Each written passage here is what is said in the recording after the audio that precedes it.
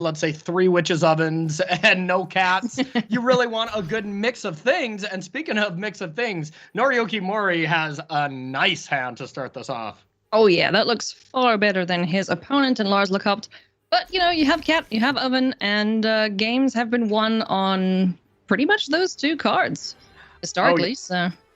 Yeah, and I know you love to see this. Cat oven is one of your favorite things to do in Historic. Yeah, I'm not going to lie. I like putting the kitty cat in the oven because the kitty cat keeps coming back.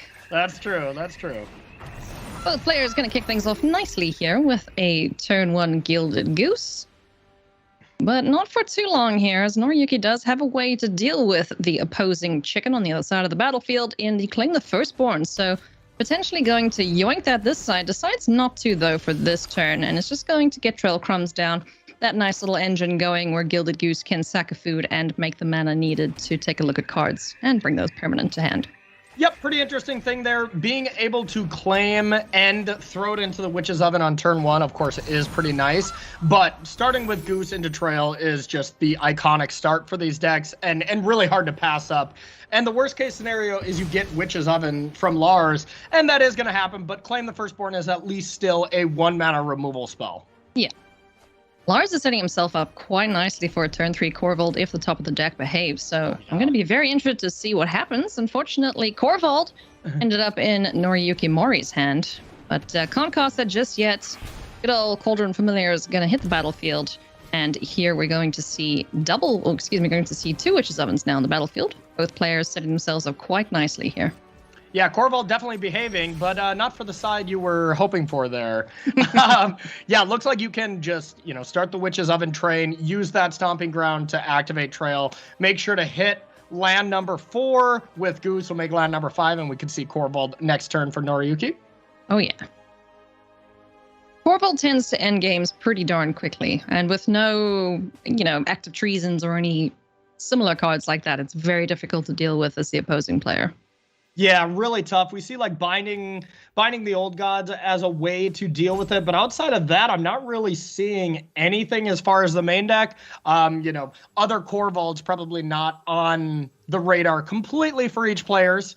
Once again, I'll probably be saying it a lot when it comes to Historic. They had a lot of anticipation on Jeskai Control being the deck to beat, so a lot of their deck lists are skewed to do so. Oh, for sure. It's a little unlikely that these 2 players would face off against each other. Yeah, only 2 of them in the field. There is another Jund Citadel deck, but both players are 2-0 and dominating so far. So if they keep winning, I guess they'll keep playing against each other. And having practiced with the deck, a little familiar with it in terms of what to expect from the other side of the table. Good old kitty cat's gonna chip in here for a point of damage, or at least try. Goose is a pretty good blocker against it. And it is interesting. It's not completely obvious to block because Mayhem Devil is a card, and then you get that free ping where it's only 1 extra damage. So this is actually a thinker where normally you're just like, yeah, okay, I gotcha. You're attacking your 1/1 into my O2. I see what you're doing. You're trying to get me. And that is what we're doing right here. But you would make that attack with Mayhem Devil as well. So it's not completely obvious. And takes it. Yeah, I mean, you could say that 1 life is not that big a deal, but that all adds up after a while. These decks have a lot of incidental life gain. The kitty cat obviously gaining a life for you, pinging your opponent for 1. You have the food too, so both sitting at 17, 18 life. These players are happy to take the damage and not give up one of their engines at this point. As we're going to see Trail of Crumbs going here. Doesn't activate and doesn't decide to actually use Phyrexian Tower to, let's say, sack the cat and lead yourself with a food and an untapped Goose where you could, let's say, activate Trail again. That was the big decision point, but still a great play here. Yeah, gets out of Korvold, the Faker's King. It's going to get snacking on a couple of things and draw some cards, importantly. So in terms of advantage at this point, Noriyuki Mori is several miles ahead now of Lars, with Korvold on the battlefield, munching on some cats, gaining a bunch of cards, Trail of Crumbs down 2. Things are looking very good here for Noriyuki. Yeah, they both have 5-drops, which are normally pretty good, but one of them is much more powerful here in the form of Corval. Gigantha not really doing it here. You play it just because it's some free value, and it's honestly pretty close to if it's even worth it compared to just a 15 sideboard card. So Gigantha really is just there in case you're flooding, and that is what is happening now with Lars. Yeah, unfortunate draws for him.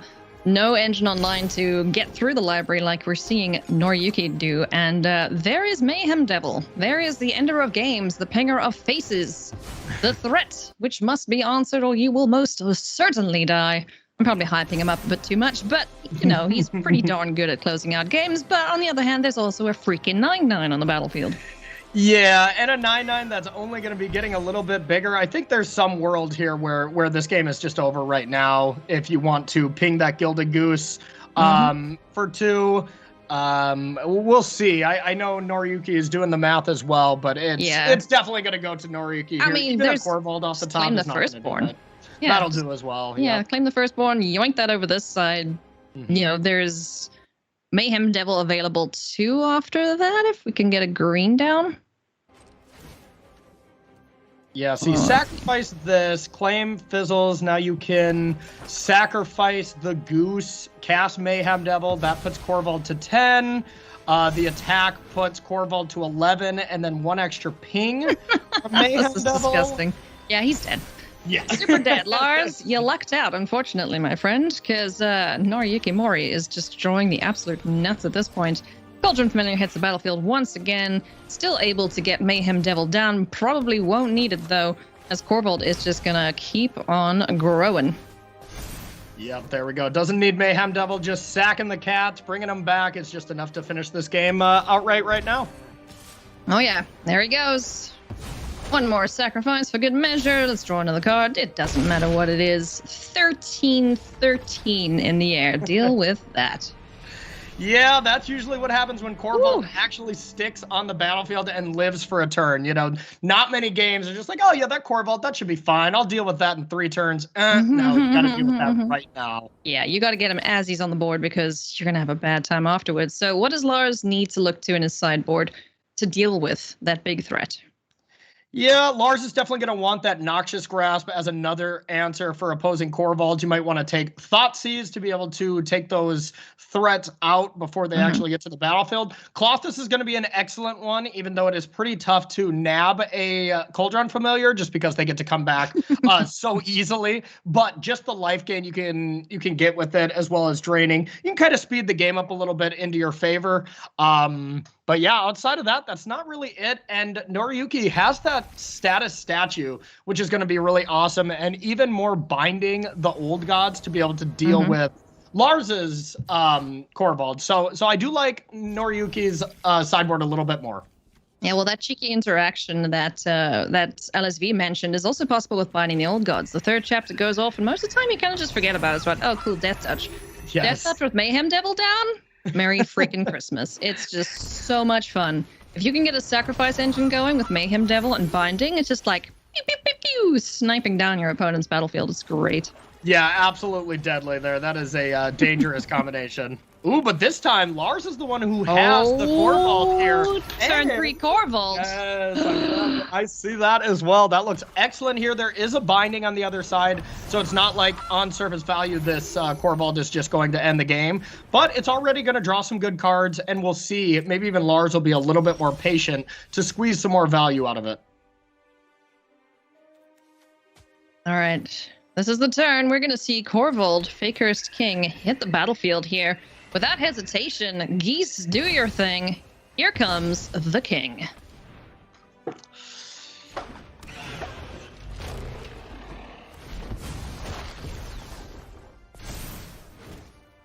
Picks up a Thoughtseize, wishes that we had 1 more mana, and that's one of those reasons to maybe wait a little bit. The problem with Lars there is he just didn't have another good thing to do, and you got to make sure you're pressuring in these matchups because you're going to fall behind pretty quick.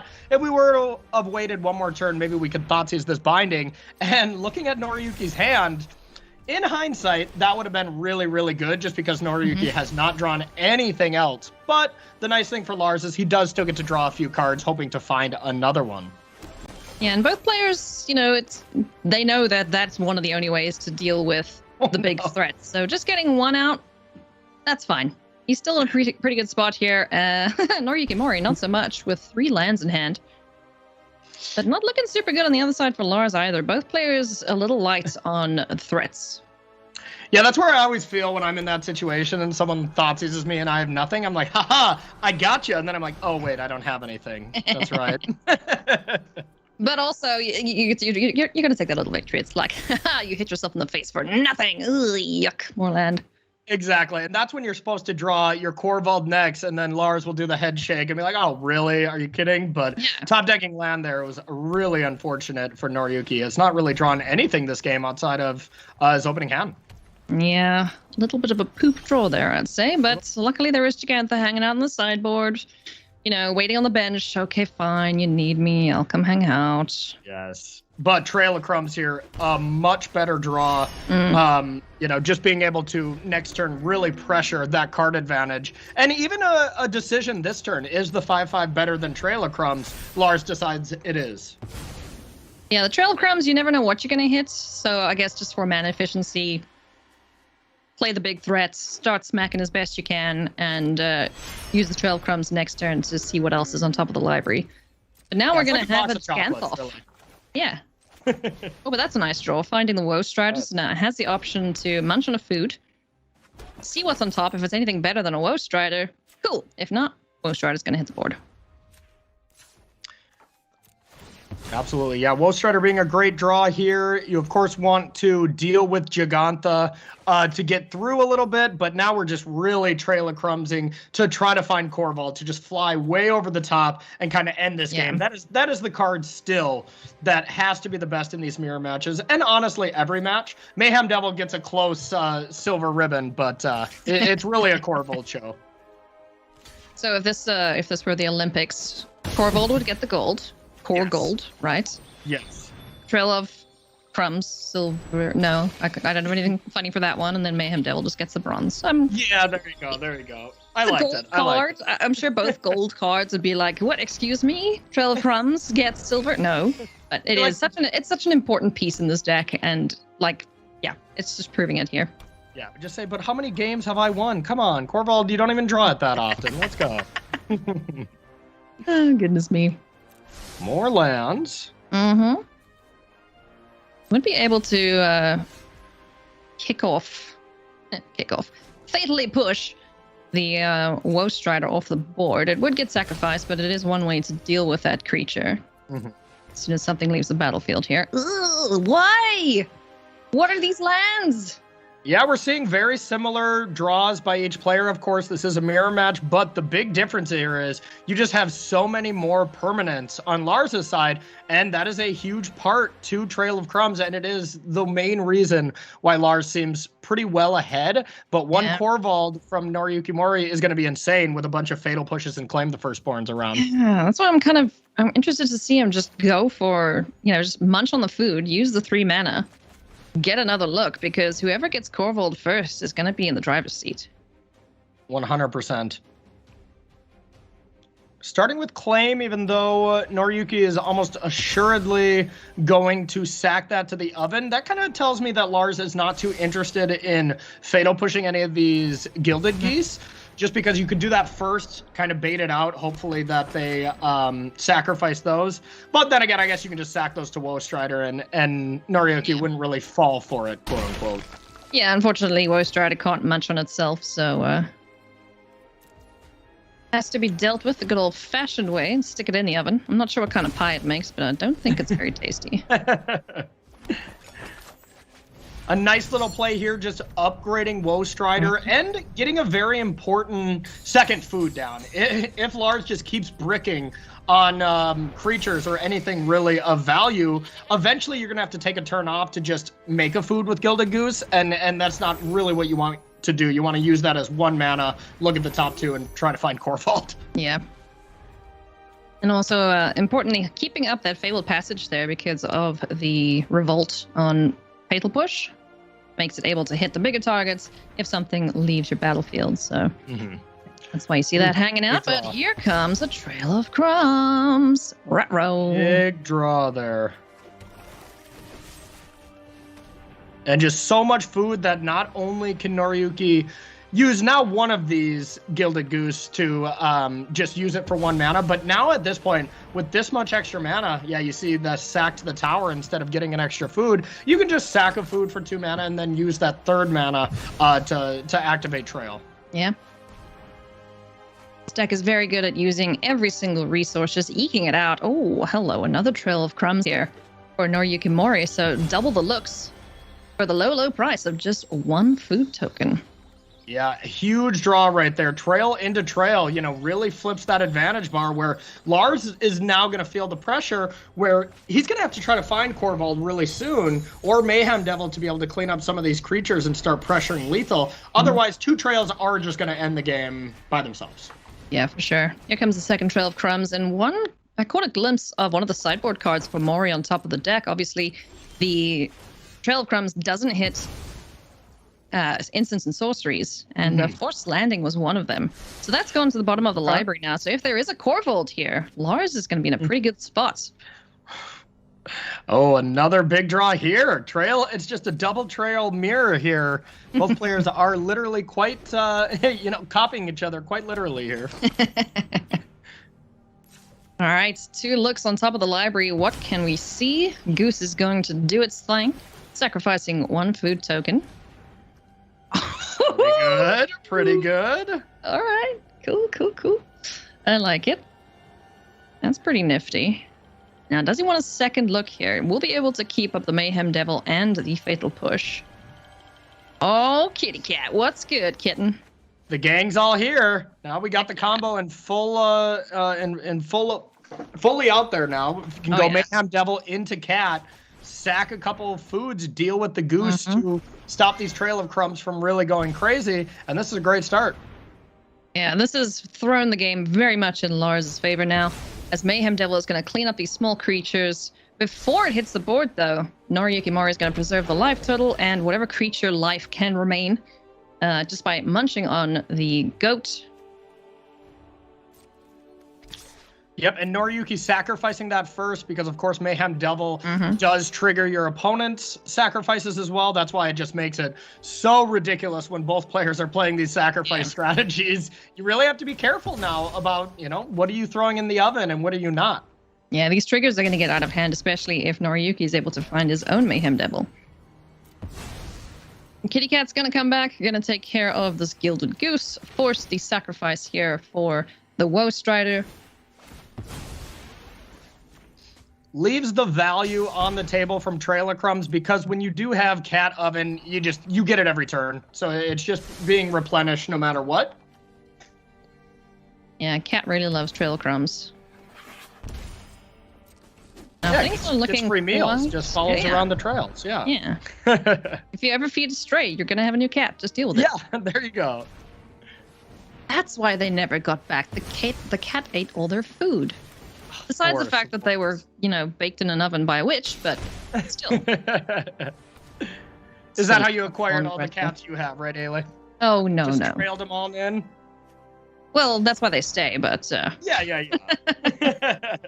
Oh, goodness me. Double binding the old gods off the top. So that's one way to deal with this ever-growing board here, and no way to sacrifice the Mayhem Devil. So its stay was brief, but impactful, as binding the old gods will take care of the Mayhem Devil, most likely. But there's so many good threats on this board.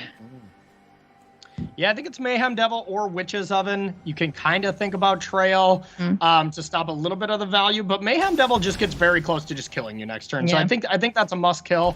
And now we do see a lot more mana on Noriyuki Mori's side, but without Cat Oven and without Gilded Goose to very cheaply activate Trail of Crumbs, it just doesn't look the same. You have to use 3 mana instead of 1 mana to activate these Trail, and that's a big difference.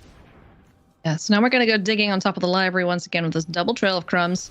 Finds a land and a Phyrexian Tower plus another Cauldron's Familiar. So could go for 2 kitty cats. Not really needed right now. Let's get that tower down as another sack outlet. Considering you can see the Binding of the Old Gods in hand there, the oven may be a target for Noriyuki Mori. Now has that Phyrexian Tower, so has the option of sacrificing Cauldron Familiar to get some extra mana to activate Trail a few more times. And, you know, importantly, just putting it into the graveyard again to be able to bring it back yet again. So another kind of third Witch's Oven in Lars's hand, effectively. So finding plenty of geese. I have a whole gaggle at this rate. Didn't find Corvold, though. Where is he hanging out?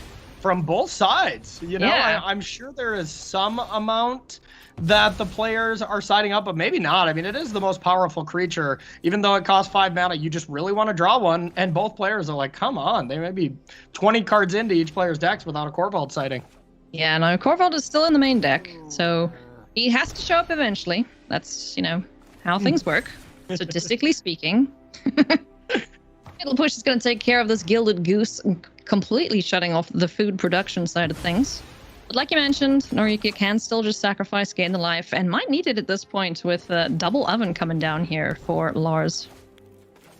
Yeah, it's getting risky here. Lars is just putting so many more permanents into play than Noriyuki is, so we really need something big. Instead of Corvold, we're finding answers to Corvold, which isn't lining up as well right now. And Forced Landing, I guess you can take a Goose out, but not ideal. Yeah, no, Goose is certainly not the target for that. I can imagine. He's gonna munch on some food, gain some life. Trail of Crumbs will trigger twice. Let's see what he finds. Another oven. Okay. Anything else? Come on, deck. I really need a cat to go with that, or Corvold. We see a Trail as one of the options, so the other card must be decent as well. But yeah, just another way to, you know, start finding these cards. It's not finding them specifically yet. Yeah, it's like both players just fail to get going here a little bit. We saw Noriyuki Mori off to an absolutely blazing start, finding that Corvold. Mayhem Devil #1 dealt with, but here's #2, this time for Noriyuki Mori. So that'll be able to turn things in his favor the next round. Yeah, there's some action creatures, and then that really puts the pressure back on Lars to present another threat here, because right now Lars does not have it. Gilded Goose, not a threat, but Corvold, Mayhem Devil, these are what we're looking for. Third oven. That is many, many cats in the oven. Oh, kidding. Okay. So, kick things off. Let's see. Can we find Corvold? We saw Lars give a little head shake there. He's thinking the same thing. He's like, did I put them all to the bottom? Like, this is outrageous. Who shuffled this deck? Oh, goodness me. More cats. At this point, I would maybe be interested in another cat, but because Corvold doesn't seem to want to play nice today. No kidding. Yeah, we are 28 cards left in deck without one of the 4 Corvolds. One time. We've shuffled the deck a little bit, so all these cards we put on bottom have been shuffled in again, but it's still pretty statistically rough. Woe's Ride is not a bad find. 2 lands. Not what you want to see. Okay. Right. Well, you have cards in hand, Lars. That's something, right? You saw Lars kind of start to count there. He was about to be like, how many of these cards are actually not Corvold at this point? Like, I'm like sure 7? someone in math can figure it out. Yeah, we need Frank. Statistically speaking, when will Lars find the freaking dragon? We'll find out shortly. And we still have time to bring it back this turn, but I believe we have to hit it on these 2 trail activations. Phyrexian Tower gives us that extra mana, so unless we play... There it is! Hey, buddy! What's up? Yep, and that is a very easy decline there for Lars. Like, you no longer need cards once you hit Corvold. You just really get to do the Corvold thing, and that will draw you cards without having to even activate Trail. But on the other side of things, this Corvold is not long for this world, as we do see Forced Landing. So it's either going to get dead to a oven, or it's just going to end up on the bottom of the library. Yep, exactly. And at this point, though, Lars is thinking that exact thought. Like, I believe we even know about the binding from Lars's side from way earlier in the game. Lars is just thinking, okay, is it worth it to play Corvold now or wait a turn? I would be considering with how I've drawn already that I'm probably going to Corvold into another Corvold. So you want to kind of overload their removal spells on this. And I like this. Just jam, even though you know it's going to die. Yeah. So Corvold hits the battlefield. He's got plenty of things to sack. Certainly no shortage of that. And a second Corvold. Okay, they were all hanging out together. I figured it out. And another oven, just for good measure, you know. Yeah, now the Corvolds, I guess, are just traveling in packs, so we're going to see them one after another. I'll be amazed if there's a third one off the top. Yes, exactly. Okay, Mayhem Devil, how many pings can a pinger ping? If a Mayhem Devil could ping pings. We're about to find out, because that's a 5-5 on the other side of the board, which can become a 7-7. So, yeah, get to snack, and you have to kill that thing this turn, or make it get out of here. Exactly. We'll see if we want to go with one of the removal spells or just looking to ping it down. Now, one very important thing, we did see Chapter 3 of Binding go off, so you think, why don't they just use the Death Touch damage? Mayhem Devil, unfortunately, has to be in play for Binding to see that, and then it would have Death Touch, so. Yeah. Doesn't work retroactively. There's another Binding in hand, so there are plenty of options to deal with. There's Corvold. Oh, hey, buddy. So definitely thinking, Noriyuki Mori is probably thinking, okay, I want a Corvold and deal with my opponent's Corvold. And with Force Landing, 1 mana floating right now, it does look like we're 1 short for that. No, I think he's able to do it. It's got 6 available, so it should be... 6 available, Corvold's 5, and then Force Landing would be 2, so I think we'd need 7. Oh, right. Sorry, I'm thinking of finding the old gods for some reason. Yeah. So really My bad. close, but... Ooh, double devil. That's nice against the opposing sacrifices as well, just dealing a ton of damage with Force Landing for Corvold here, so this is looking pretty scary for Lars. Pingity, pingity, pingity, ping, ping, ping, ping, ping. Pew, pew. It's like a little pea shooter. Pew, pew, pew. Yes. Kill your opponent with annoying. With pestering them. That's really what these Jund food decks have been doing for years on the ladder, to be honest. Yeah. You pester your opponents into conceding, and of course, lethal damage takes apart. All right. So, what do we do about Corvold and when? Just going all at face here. Not interested in dealing with the Gilded Goose, which is interesting. We also just don't have food on Lars's side. Had to really use all those resources just to get, just to find Corvold. But now left a little depleted. Is he just going to go for the kill here? Because it's 3 damage every time the cat comes back. Yeah, and you 2 can... damage. Yeah, you can go for it. And you can do that lovely trick of, hold priority and sack all 4 food at the same time and deal 8 right there. So yeah, I think he's got lethal here with that with that third oven too. Oh yeah. Food. Who cares about Corvold at this point? He's just got lethal with 2 devils. That's always a good plan B to deal with Corvold. Just instead killing your opponent. That's usually an effective plan. Yeah. Oh no, my opponent has this massive threat. What do I do? Remove player. Yes. Yep. Okay, well, here we're going to see it. So the final oven will be activated. We're going to see 2 more pings here, and then the kitty cat is going to sacrifice the remaining 4 food now before it jumps back out onto the battlefield. And just a master play by Noriyuki. You can tell with all those game played, literally doubling the entire field of games played on Magic Arena. Noriyuki saw this line a mile away. It's like, okay, I know what happens when I have 4 food and 2 Mayhem Devils. I've done this math before and just really proving some mastery here. Oh my goodness. So Noriyuki Mori is going to win this Jund food mirror. Who needs Corvold when you have cat? Impressive. Okay, Mayhem Devil kind of did a thing too, but still. I say GG cat. All right, maybe Mayhem Devil gets the gold again, and we might have to take that back.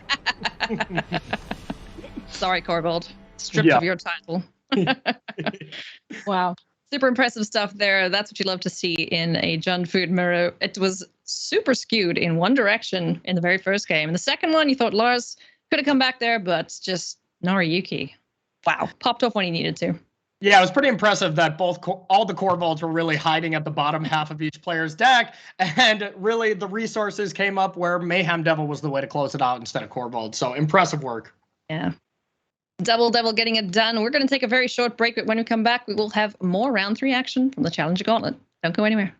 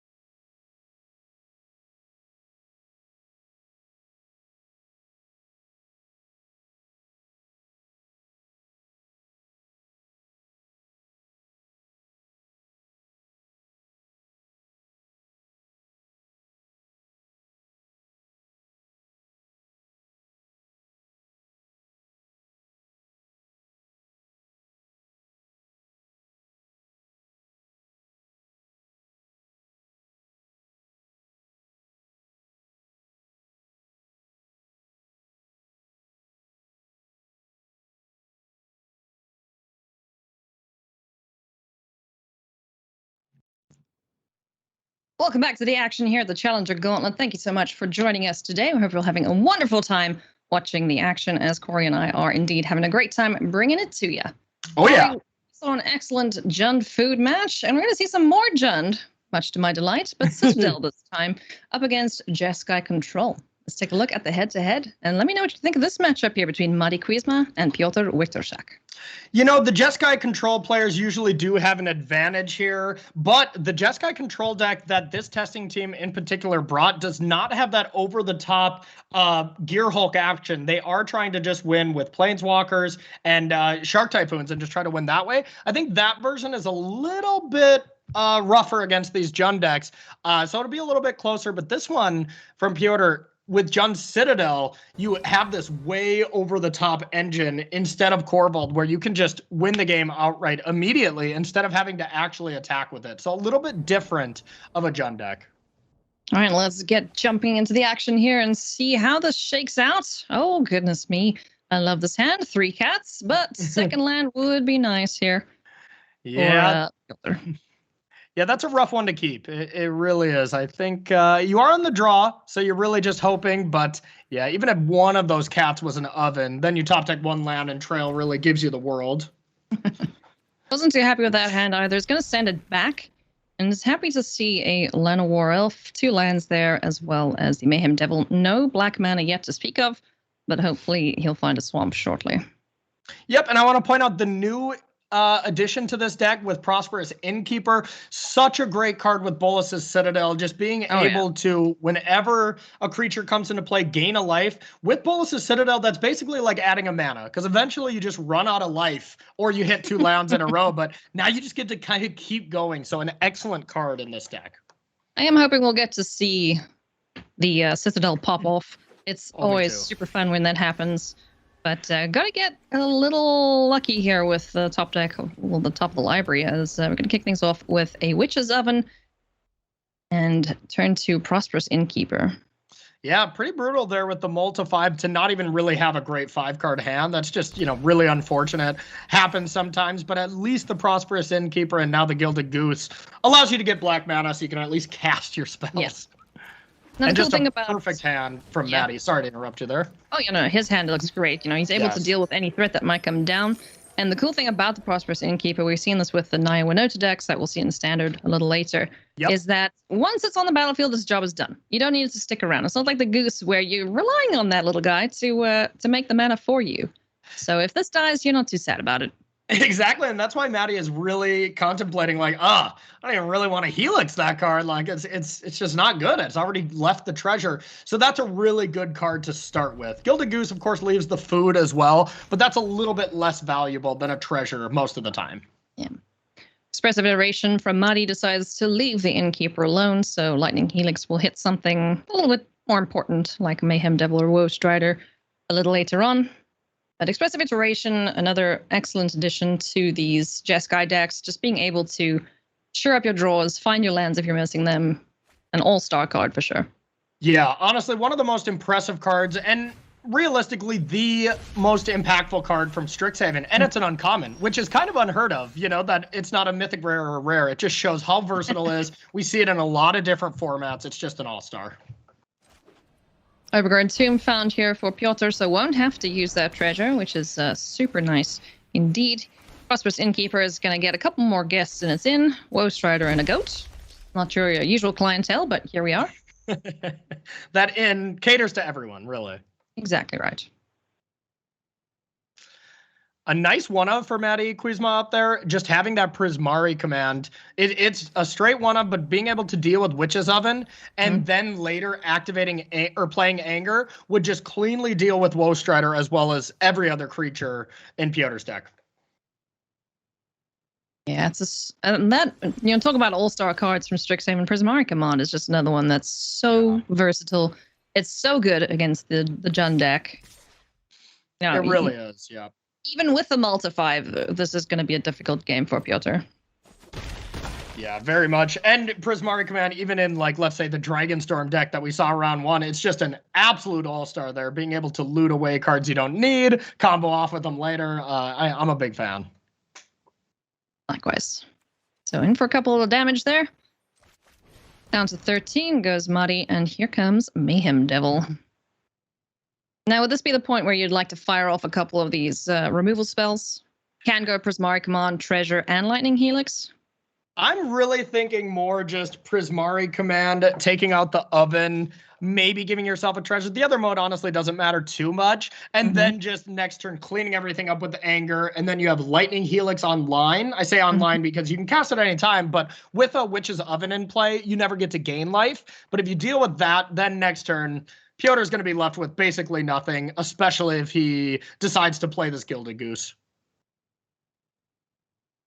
Yeah, looking a little rough here for Piotr, not knowing what's coming. But up against the Jeskai control deck, you gotta know there's removal. Stuff's gonna die. Don't get too attached to your board.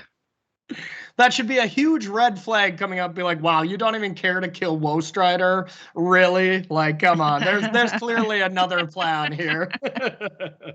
Little does he know. Or he's just like, yeah, you got Anger of Gods in hand. Yep, it is open deck list, so we do see multiple of those. Even if we have one of the one Wrath of God that's also excellent here, no matter what, this has to just signify that all of his creatures are going away after next turn. Yeah.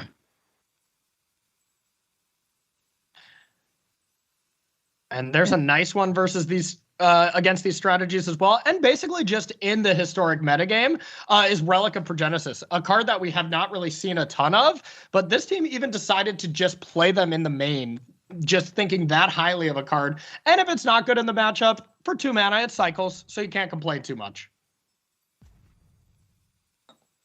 It's really versatile little card to have. Just in case you need it, it's there. Otherwise, it'll bring you another card. Exactly. But Anger of the Gods already does Relic's work of just sacrificing everything and getting rid of them. So here is the devil. It has joined the fray. Still has the land for turn. Will we see absolutely everything hit the board here? Or does Piotr sense? Are his spidey senses tingling? His anger senses, I think, are going to be tingling. Right now, Piotr is just thinking, can I even beat a Wrath if I leave this Goose back? Like, is there even any point, or do I just jam and have to pray that it's not there? And I think in this situation, you can probably hold back. If you play that Goose next turn, you at least set yourself up to have 6 mana. So if you top deck Bolas' Citadel, that's one way to come back from a devastating play like Anger of the Gods this turn. Oh, yes. Well, while Woe Strider won't be coming back, he is able to fill the graveyard for a second Woe Strider down the line, hopefully, and get a couple scries in here, see if there's anything big and bulky that can help him come back in this matchup now. Yeah, and I think the card I'm looking for if I'm Piotr is just Collected Company. Just hoping that's the card that would just be actively good next turn. But Bolas' Citadel is another card where you're like, okay, I should probably think about that, but has not found either one of those cards, so pretty easy ships to the bottom there. Yeah.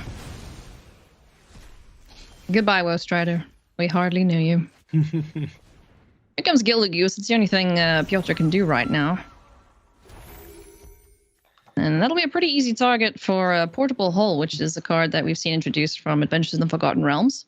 Yep, exactly. A nice one in these Jeskai control decks. Just 1 mana, deal with these hyper-aggressive creatures. It's really all you can ask for. Especially up against, let's say, those Boggles decks, those Orzhov Auras decks, or Mono Black aggro, where there's some really pesky creatures that come back. Basically all with Lurrus. So that's the main thing to bring it in against. Oh, goodness me. Great draw there for Matti off the cycled Shark Typhoon. And search for a Scanta. Gets to Fairy down on the battlefield. There's nothing Piotr is going to be doing about that. Yeah, Teferi up against an opponent having no hand and realistically no way to even deal with it in the main deck anyways is just a great feeling, and that's really what you're looking for being one of these Jeskai control players.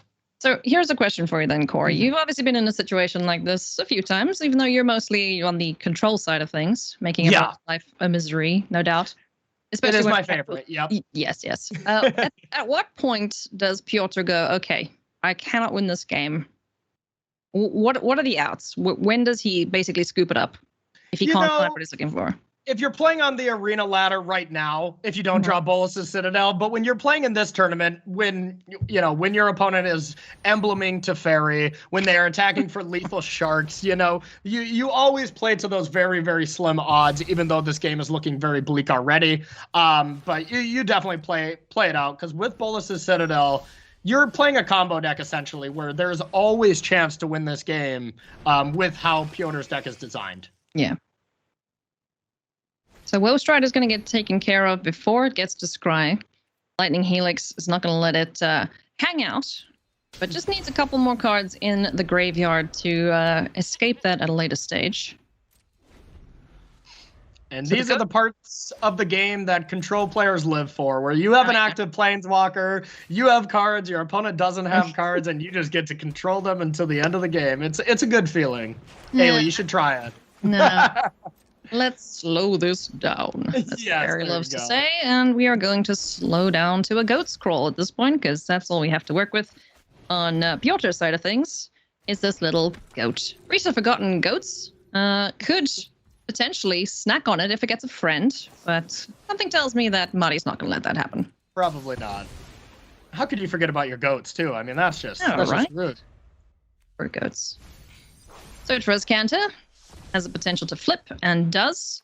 So now things are even worse for Piotr, as Matti's just going to be able to dig through, find the relevant cards he needs, finds one of the win conditions for this deck in Castle Ardenvale, flooding the board with tokens, but is going to look for a little bit more of an impact in things like Expressive Iteration. Let's see what he finds here.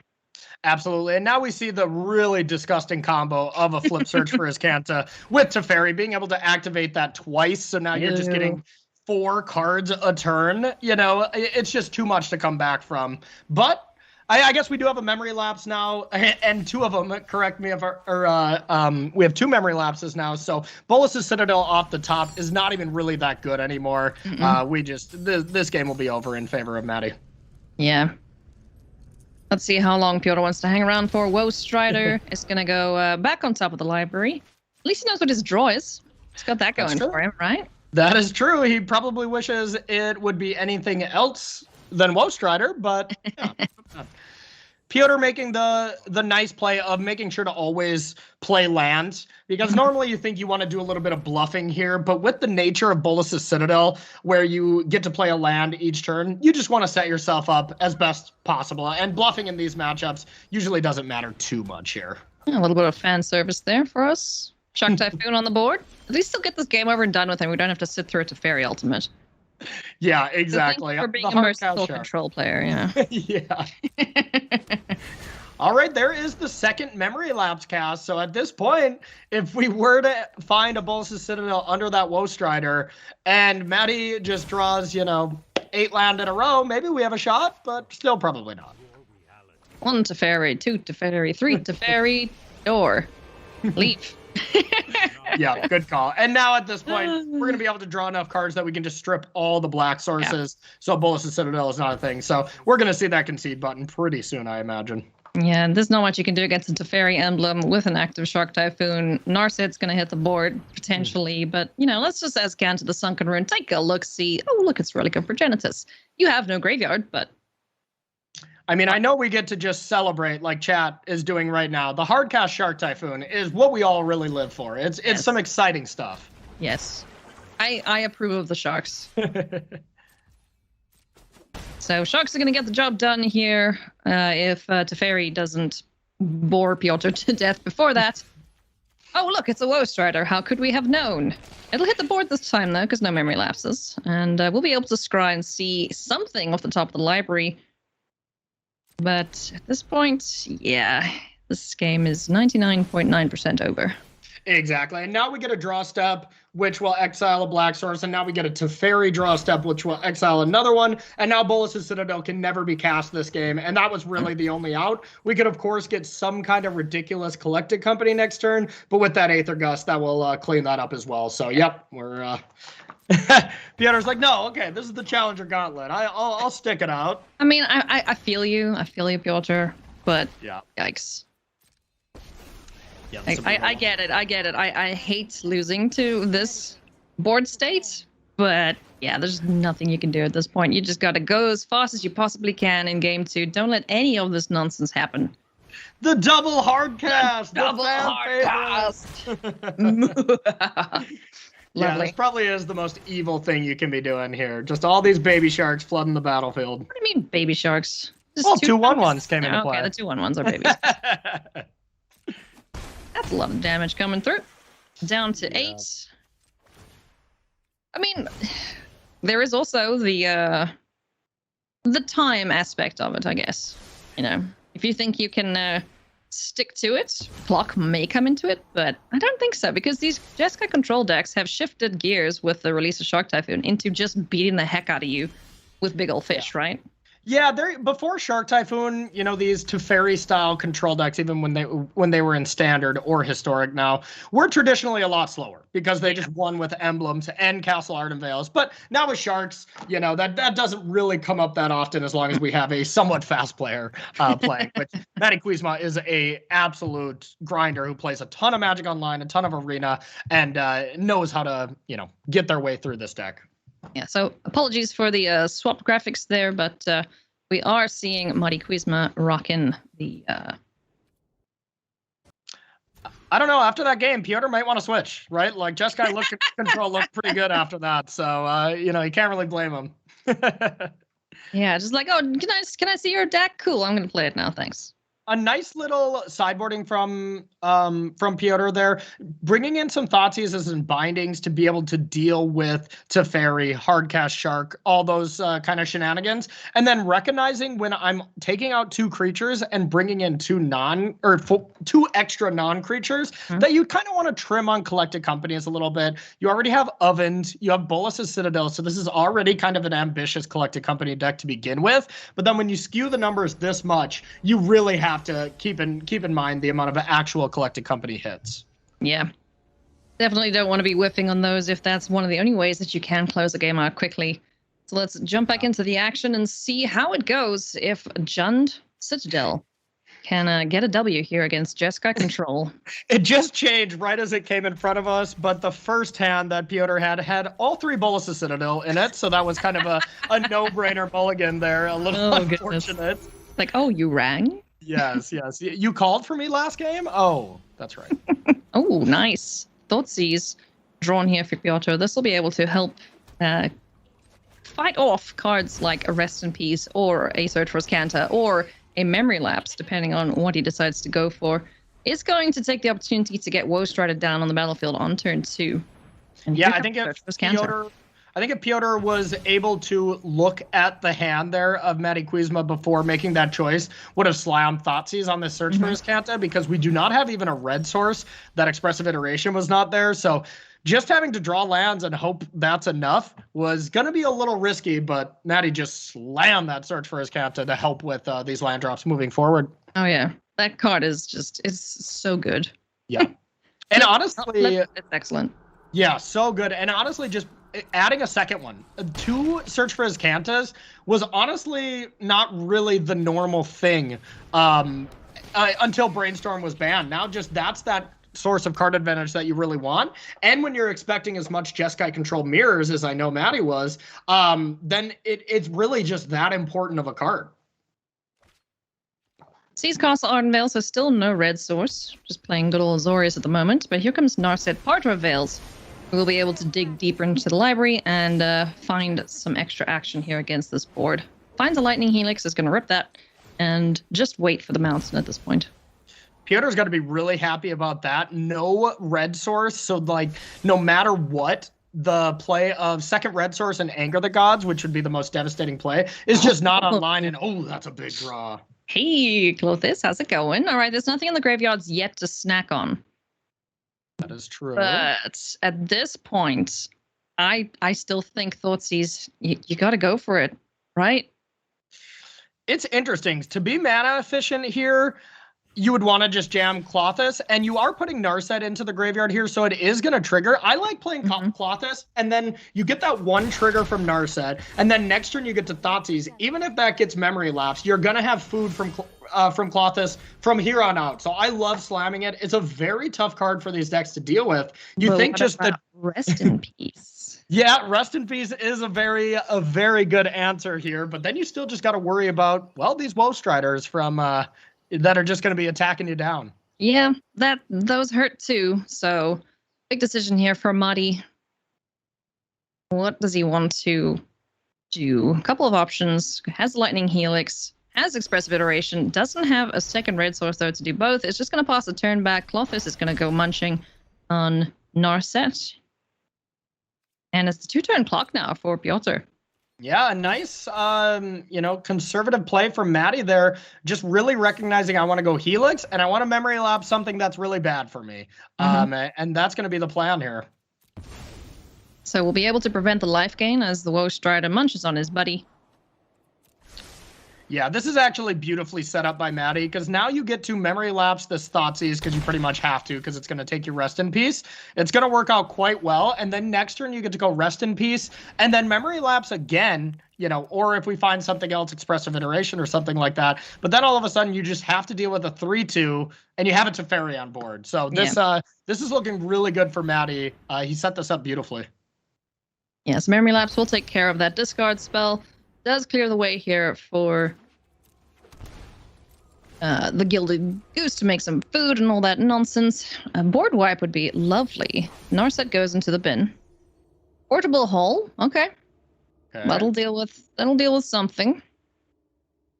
Gets the Goose there, but yeah, I would be pretty shocked if we don't just see Rest in Peace, Memory Lapse that Thoughtseize one more time, and just pray to get land 5 so you can get Teferi into play, and then from that point you can be like, yeah, Thoughtseize me all you want. Man. It's the toughest thing, not knowing what's in hand. It's like, no, stop it. Yes, exactly. And it's also tough just knowing, dang it, I have to draw this again. I would rather have Collected Company or something like that. But now this Search for Scanta is also shut off forever as far as flipping goes, but it will still be able to look for land number 5, and that's all we need. And we got it. There you go. Sulfur Falls, that's going to hit the battlefield, and Teferi, Hero of Dominaria, will hit the board. Yeah, you saw both players kind of slap their hands together, both for very different reasons. So in response to Teferi trying to tuck the Woe Strider, we're going to see a Gilded Goose generate a food. No sacrifice on the Goose, though, to scry away the Thoughtseize, because now he actually has an opportunity to go digging with it. So Portable Hull can hit the 2 CMC or less permanents, but Expressive Iteration is just far too powerful to stay. Yeah, that was interesting. I was kind of thinking the same there, Alias. Getting rid of that Thoughtseize. Now that Teferi is in play, you're going to find cards. But, Of course, getting one last look and shutting down whatever could be in hand is still valuable, but a little less valuable now that Teferi already hit. Yeah. It slows you down a little bit in terms of getting a couple extra reads or extra digs into the deck. Mm-hmm. But in terms of digging, there is a Castle Ventress, and that is where Matti's going to go to right now. Take a look at the top few cards of the library. Finds a Shark Typhoon. Okay. Ooh. Piotr, your uphill battle just got even more difficult.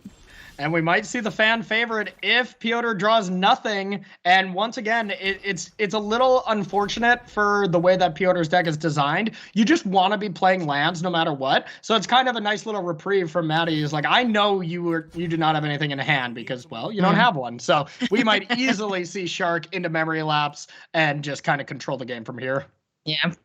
And knowing that there's a Woe Strider there, it's not the biggest threat on the board right now, or even at all. Yes. Yeah, it's not very strong. Kind of hanging out. And Teferi's going to be at a point where he can tuck the Woe Strider once again. He needs to.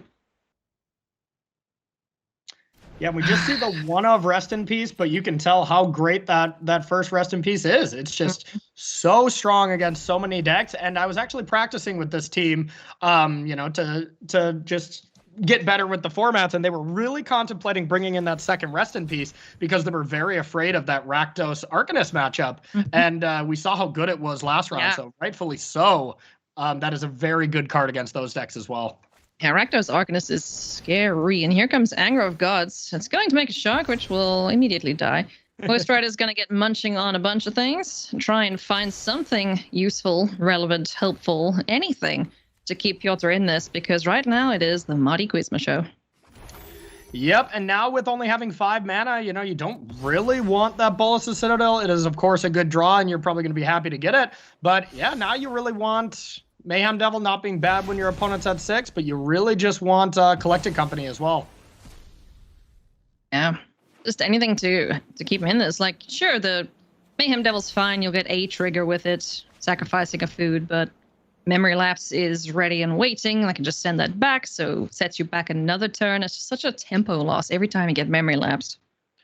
Yeah, it's really brutal. And we're even going to be able to see, of course, the Memory Lapse here to figure out a way to deal with it a little bit later. But Matti even has the ability of just, let's say, tucking something with Teferi, even an Oven, something that would just be a bad draw for Piotr later, and then playing another Teferi to just make a 5/5 Shark and kind of close this game out before Mayhem Devil can actually just do its thing. Oh, Mayhem Devil's not going to do much, though, unfortunately, at this point. He needs friends. Expressive Iteration, looking at a Veto, Portal Hole, and another Shark Typhoon. Go on, Matti. Get that second Shark. You know you want to. Exactly. I think that's what we're probably going to see. Matti does not, have to play around Bolas' Citadel or Collected Company. We know what's on top. Matti does as well, has perfect information right now. I would be shocked if he doesn't just want to say, hey, I want to close this game. Let's get another Shark, even if you just cycle it. Yeah. It's another body. It's another card. Oh, and man. Of course, we do get 2 of these. So probably thinking Shark Typhoon to the hand, and then which other one do you want? It's a really awkward Expressive Iteration. You do kind of want to land because you don't really want to cast any of these spells. And in fact, realistically can't. Dovin's Veto, there's nothing to counter. Portable Hull has nothing to take. And Shark Typhoon, you don't have enough mana for. Portable Hull can hit that's true. Oven, right? Yeah, can hit Oven, can hit a food. So might as well play it, I suppose. Yeah, it's the only thing that he's too interested in at this point. Like you mentioned, Veto's not going to have anything to do, so. Second search for his Kanto when it can't flip, not ideal. No. Does happen sometimes where you'll see a flip search for his Kanto and then the unflipped one. being utilized, but it's very rare nowadays. It really is, mostly because, like I was saying earlier, you just don't see two very often. So that really tells me that that is a big part of these mirror matches, is just search for Iskanta without a ton of Field of Ruins flying around in these decks.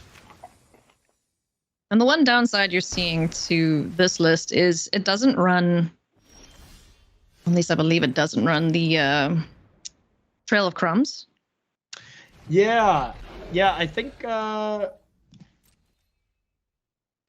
we do have Trail of Crumbs in this one. Yeah, so still running Trail, but not the full 4 of. That's not the main plan there. And yeah, this deck, while I love the over-the-top power of Bolas' Citadel and Collected Company, it is running a lot of non-Collected Company hits. So really kind of playing with fire with that. And that is kind of why we see only 3 Collected Companies. You just kind of can't go overboard with it. Yeah.